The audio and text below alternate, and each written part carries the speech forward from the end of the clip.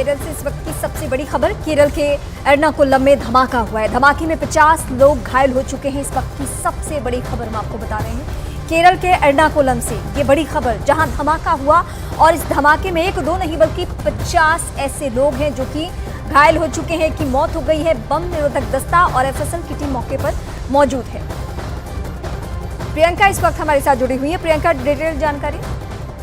देखिए, बताया जा रहा है कि ये आज एक कन्वेंशन सेंटर था, वहां पर 5 से 10 सेकंड के अंदर 2 विस्फोट हुए हैं, जिसमें 20 से 25 लोगों के घायल होने की बात बताई जा रही है। एक की मौत की पुष्टि भी की जा रही है।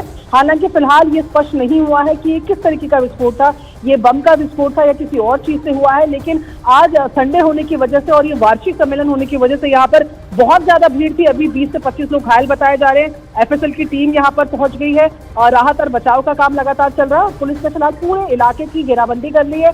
ऐसे में फिलहाल राहत और बचाव के काम पर फोकस किया जा रहा है। लेकिन अब तक की जो जानकारी मिली है उसमें ये बताया जा रहा है कि 20 से 25 लोग घायल हैं और एक की मौत की पुष्टि भी फिलहाल कर दी गई है। जी ठीक है, फिलहाल शुक्रिया। तस्वीरें भी जो हम दिखा रहे हैं आपको, उसके जरिए ये पता चल पा रहा है कि ये बम धमाका ही है, क्योंकि पूरा जो सामान है वहां का वो बिखरा पड़ा है और एक शख्स की जान गई है। 50 से ज्यादा लोग घायल हो चुके हैं इस घटना में।